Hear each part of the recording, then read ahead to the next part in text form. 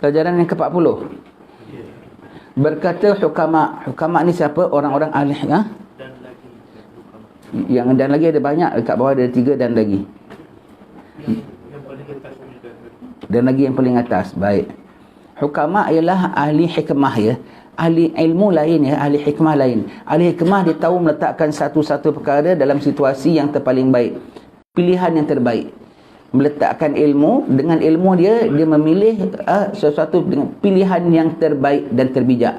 Itu namanya hukama, ahli hikmah. Perintah Rasulullah, duduk bersama hukama, duduk sama orang-orang tua, campur gaul sama-sama orang-orang hukama, ya. Itu ada perintah Nabi, ada hadisnya itu. Jadi Imam Ghazali pula mengatakan perintah Nabi, segala kalau kita boleh ada orang alim, ya dengan orang alim. Kalau tak ada, maka baca bukunya. Baca bukunya, baca penulisannya, dengar riwayatnya. Sekarang kita tak dapat berjumpa dengan para hukama, tetapi kita dapat baca bagaimana ideologi mereka, ya. Hukama, orang Melayu bilang orang bijak laksana, kalau orang Jawa bilang bijaksana, bukan bijaksana, bukan bijak sini, ya. Bukan laksana tu sebetulnya, bijaksana tu short form bagi bijak laksana. Laksana tu apa? Laksana, kalau sebut laksana kemudian tak disebut apa, bermakna tak ada perhinggaan. Orang saujana mata memandang, bermakna tak ada sampai ujungnya. Kalau bijak laksana, bijak seumpama apa? Tak sebut. Tergantung. Bermaknanya tak tercapai dia punya kebijakan tu. Baik. Dan lagi kata hukama, tiada sempurna ilmu itu melainkan dengan sempurna akal jua. Betul. Kalau tak sempurna akal, kau tuntut ilmu, jadi pikirannya jadi tak betul. Sama ada kau tak pakai itu ilmu sebab kau tak umpamakan dia dengan akalmu itu, ataupun kau ubah, ataupun kau laksanakan dengan cara yang tak betul, ya. Kita bilang semalam, ya, musibah kan 4. Musibah agama, musibah akal, musibah nafsu, musibah hal ehwal keduniaan. Kalau dapat musibah akal, agama pun boleh jadi rosak lah. Agama pun boleh jadi rosak. Cara konsep pemikirannya tak betul. Kita bilang orang genah, ya. Itu namanya orang genah, ya. Sempurna akal, dapat sempurna akal, sempurna ilmu. Tak sempurna akal, walaupun ilmu pun tak sempurna. Baik, itu kena campur dengan pada hukama, campur dengan orang bijaksana. Jadi kita tengok their way of thinking, cara berfikir mereka itu, ya. Baik. Dan lagi kata hukama, 3 perkara itu tiada bertemu ia dengan 3 perkara. Makan halal serta pengikut hawa nafsu. Jadi tidak bertemu, ya. Kalau kau makan yang halal, kau ikut hawa nafsu, tak bertemu. Kalau ikut hawa nafsu, pasti terjatuh pada yang haram. Itu maksudnya. Kalau kau nak yang halal, pasti kau jangan ikut hawa nafsu. Itu 2. Makan halal dan ikut hawa nafsu. Itu 2 tak akan berganding. Kau ikut hawa nafsu, pasti kau dapat yang tak halal. Pecah amanah lah, curi lah, niaga tak jujur lah, ya. Kalau kau nak yang halal, kau jangan ikut hawa nafsu. Kalau ikut hawa nafsu, pasti tercebur dengan yang halal, yang haram, terjerumus, ya. Baik. Halal, haram. Dia tak ada halam. Itu siapa cakap? Almarhum Ustaz Ismail Kamus. Halal pun tak, haram pun nak. Dia campur semua. Saya punya semuanya halam. Almarhum Ustaz Ismail Kamus, ya. Dalam ceramah dia kadang kita lihati ada banyak pelajarannya, ya. Halam tak ada. Halal. Baik. Syafaat serta amarah tak kumpul. Nakkan syafaat hatta dari kita sekalipun, hatta kepada kita sekalipun. Kalau kita nak syafaat daripada orang-orang salih, nak syafaat daripada Rasulullah, tak boleh ikut nafsul amarah kita. Nafsul amarah tu nafsu paling rendah sekali. Nafsu paling rendah sekali, ya. Nafsu paling jelek sekali. Nafsu suka maksiat, nafsu tak suka taat. Itu nafsul amarah. Tak dapat syafaat kalau ikut amarah. Kalau ikut amarah, tak dapat syafaat, ya. Begitu juga dalam kita nak memberikan syafaat kepada orang bawah kita. Itu nama Muslim, dan nama persaudaraan, kena beri syafaat kepada kawan kita. Kalaulah kita ada kenal itu, boleh ini, boleh apa tu, namanya bantu. Itu namanya bantu, ya. Bantu ataupun recommend ataupun cadang ataupun itu namanya syafaat, ya. Kalau kita ada dengan amarah, kita tak ada beri syafaat pada kawan kita. Kita take advantage lagi ada. Kau boleh tolong aku tak? Kau kan kenal begini-begini fulan bin fulan, ataupun kau tahu jabatan sekian-sekian, boleh tolong aku tak? Aku ada masalah sikitlah begini. Kau jumpakan dia ke apa begitu? Boleh. Aku boleh bantu engkau. Tapi bahagian aku berapa? Kalau kau minta bahagian, persen aku tolong kau, siapa tolong aku? Kalau ada lah contoh, ya. Kalau ada amarah gini akan bersyafaat tak? Makin ambil kesempatan lagi, makin ambil kesempatan. Tapi kalau dia tak ada amarahnya, tak ikut nafsu marah, dia akan, aku akan bantu kau semampu aku. Walau besar, walau kecil lah. Walau besar, walau kecil. Saya teringat saya nak pergi, saya tengah tawaf. Dulu kita kuat ya. Kita boleh bawa orang kucuk tau. Kita ni bukannya besar ya. Kita boleh bawa orang kucuk, semua tunggu. Satu-satu saya bawa, kita bawa kucuk. Kita tak nak bergerombolan ramai-ramai, leceh. Kita ingat kita gerombolan kita kuat. Orang Turki lagi kuat. Orang Pakistan lagi kuat. Kita bawa satu orang. Semua duduk gitu. Dulu boleh bawa sampai berapa orang kita boleh bawa. Sekarang kita dibawa orang pun susah juga, Allah. Orang boleh bawa kita tapi dengkul dia pun tak tahan nak rempuh-rempuh. Ya wis. Sekali satu hari saya tengah tawaf, ada berapa orang pemuda. Pak Ustaz, mau kucup Pak Ustaz? Kita bisa bantu. Loh kok panggil aku Ustaz? Pak Haji ke Pak Ustaz lah ya? Mari kita bantu. Ya, Alhamdulillah, syukur. Berkat Kaabah Baitullah. Dia regangkan itu, kita kucup. Lepas tu, Pak Ustaz bayarannya sekian. Lu kok bayarannya sekian? Ya wes lah. Pokoknya aku dapat kucup. Ya, tak apalah.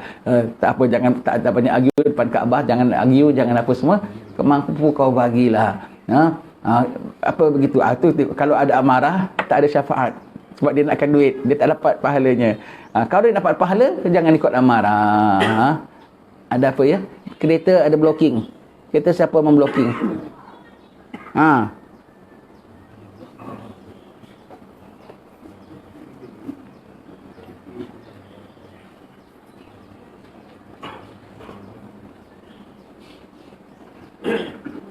Baik ya. Kalau nak syafaat tak ada amarah. Sama syafaat dari kita ataupun syafaat kepada kita. Amarah tak boleh ya. Amarah tak boleh. Nanti mestinya jadinya terbalik kan? Betul tak ya? Betul ya. Apa kita nak pergi semua gitu? Tak boleh. Ketiga, benar serta banyak kata. Betul. Kalau nak benar, jadi orang yang diam. Jadi kalau keluar, katanya tertapis. Katanya beralas. Katanya cermat. Itu orang cermat kata-katanya ya. Kalau benar, tak boleh main cakap.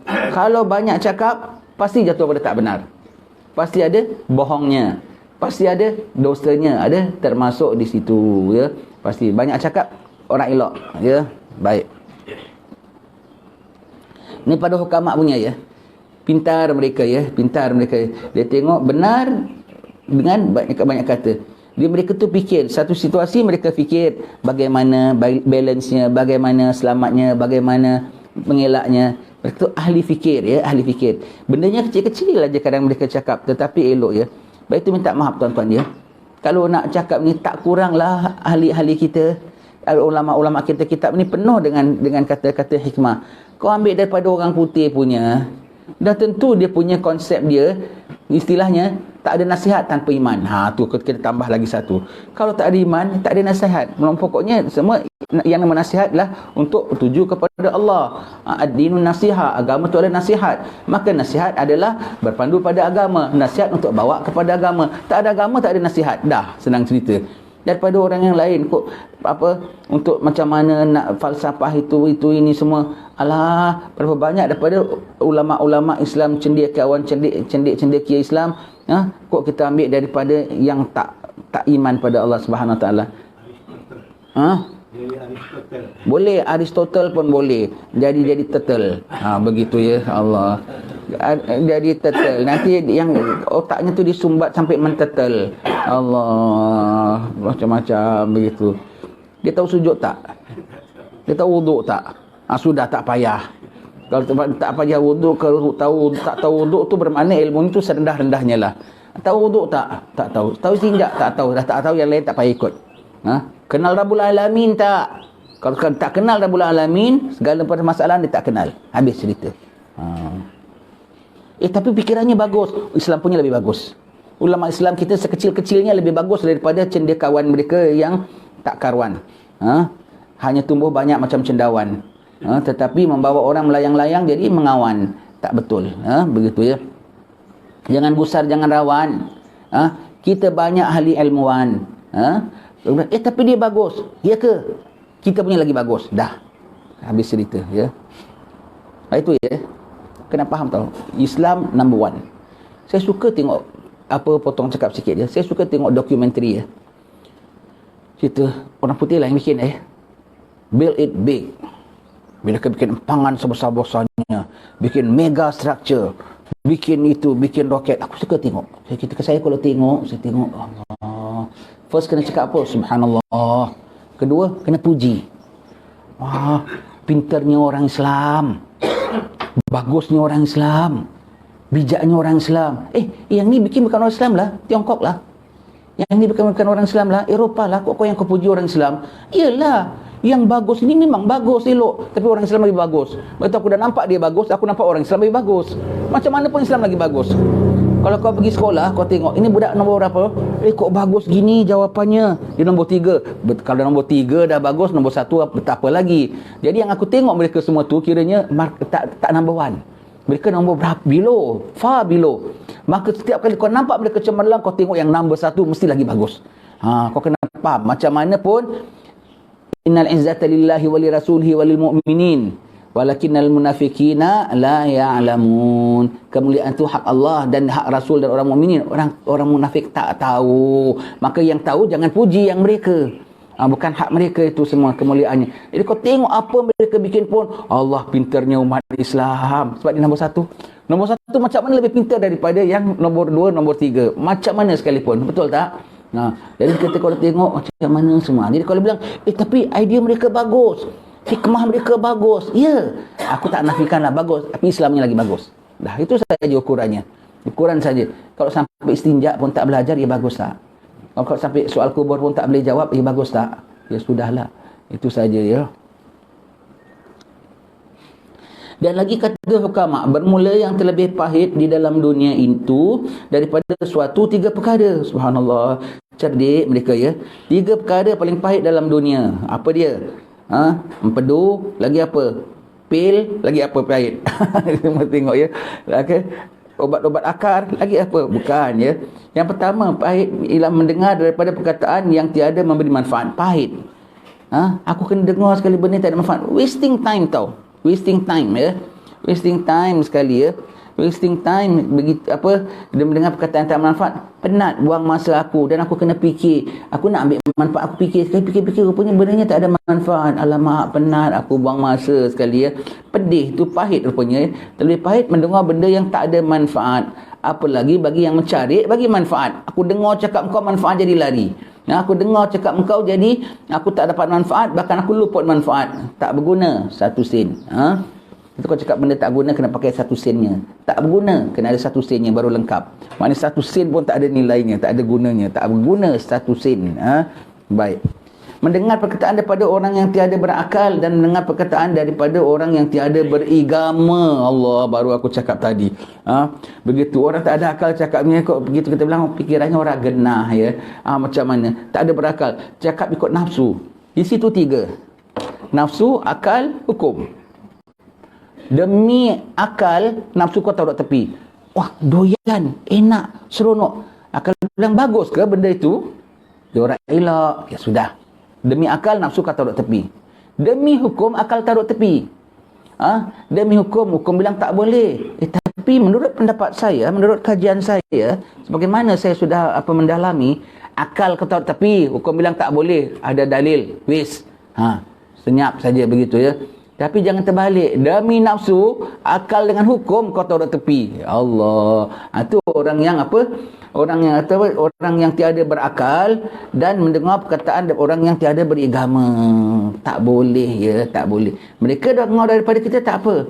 Mereka ambil cendia kawan kita, minta nasihat, minta apa semua, boleh. Kita ambil daripada dia, tak boleh. Aib. Satu, memang tak ada benda yang kau boleh ambil daripada dia. Nombor 2, aib.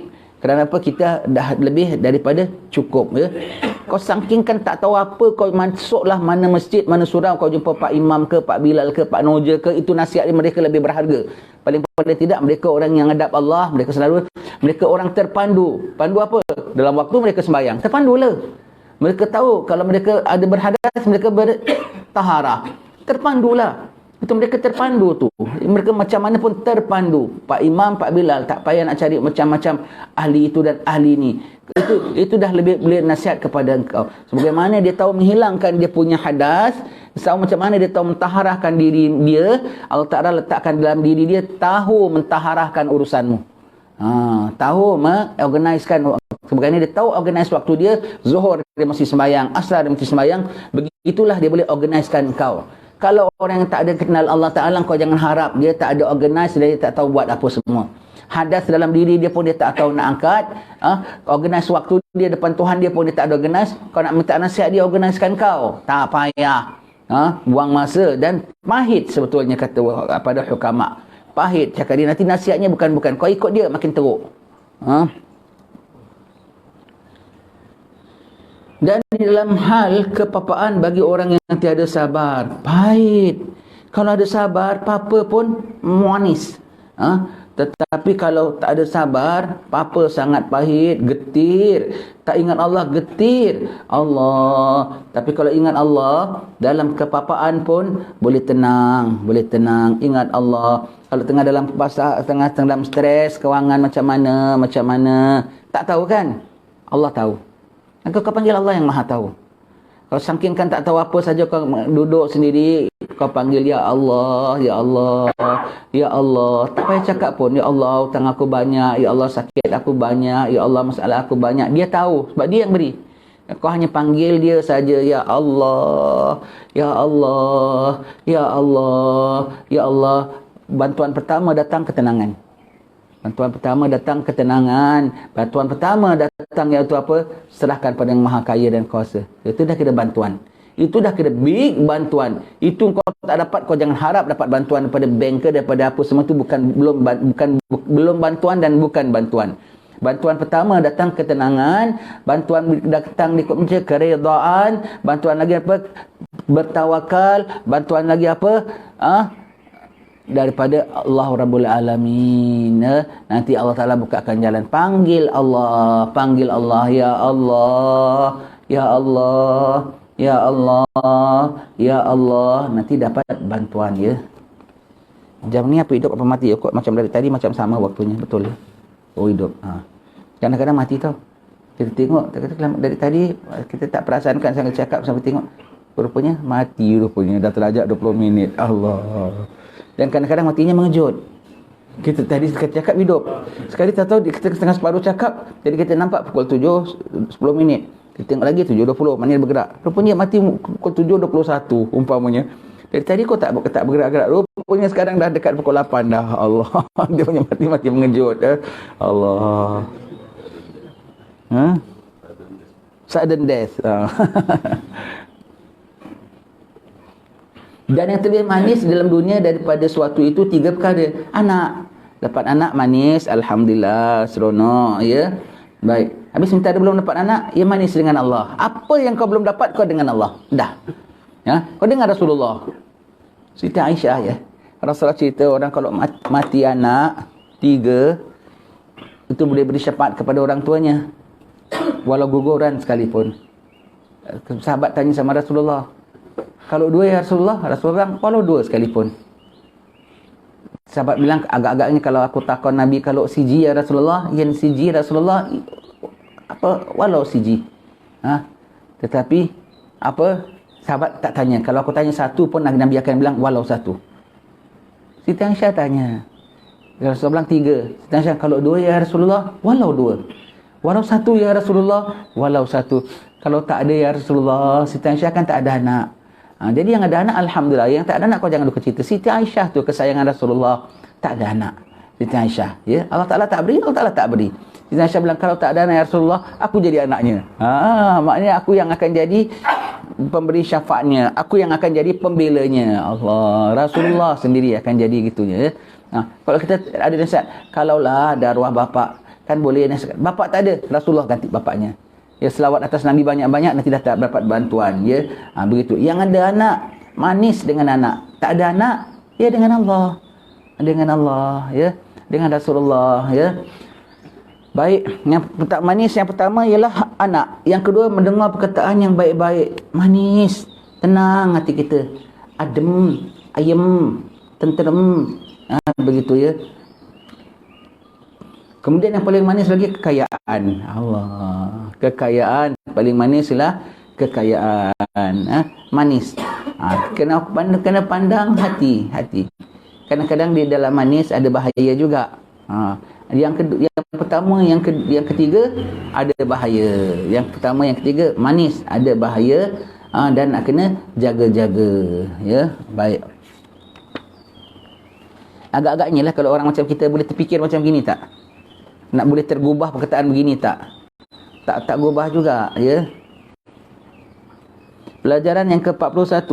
Berkata setengah ulama rahimahullah ta'ala, hai anak Adam, rendahkan olehmu akan dirimu kepada barang siapa yang tinggi martabat daripadamu, dan jangan engkau meringan-ringankan orang yang kurang martabat daripadamu, dan tahankan olehmu lidahmu dan berkata-kata yang tiada memberi manfaat, dan berperangaikan olehmu pada orang seperti perangaimu pada sihatmu. InsyaAllah ini semua akan kita sambung minggu hadapan, ya. Bawah tu kata Siti Aisyah, baru sebut tadi Siti Aisyah, namanya dia dah keluar. Alhamdulillah. Wa sallallahu ala sayyidina Muhammadin wa ala alihi wasallam. Subhana rabbika rabbil izzati amma yasifun, assalamun ala mursalin walhamdulillahi rabbil alamin. Ingat ya, kalau minggu depan kita jumpa hari Rabu, ya, insya-Allah. Malamnya dah tarawih. Mudah-mudahan Pak sampai, ya. Apa kalau dalam Ramadan dah, ya. Baik kita di kuliah, baik kita dengan isteri, baik dengan anak, baik dengan apa, selalu jadikan penutup bicara kita asyhadu alla ilaha illallah, itu asyhadu alla ilaha illallah, astagfirullah. Ada tahlilan, taqabbalallahu minkum minna wa minkum taqabbal ya karim, asyhadu alla ilaha illallah, begitu, ya. Jadi kalau ada Ramadan apa banyak itu. Bagaimana kalau kita dalam umrah, dalam ihram kan kita banyakkan talbiyahnya. Dalam Ramadan setiap acara kita, baik kita apa doa, baik kita kuliah, baik kita apa semua, itu senantiasa dihidupkan. Baik kita baca ratib, penghujungnya mesti baca asyhadu an la ilaha illallah, itu bacaan orang dalam Ramadan. Wallahu a'lam bissawab. Apa perbezaan dia dengan berkata pada para ulama, berkata pada para ulama? Berkata ulama, kalau ulama ilmu. Kalau hukama dia dengan hikmah yang ada pada dirinya, dia meletakkan ilmu pada tempatnya. Kalau ulama menjelaskan hukumnya, tapi hukama meletakkan hukumnya. Dua-dua ada. Ulama pun ada, hukama pun ada.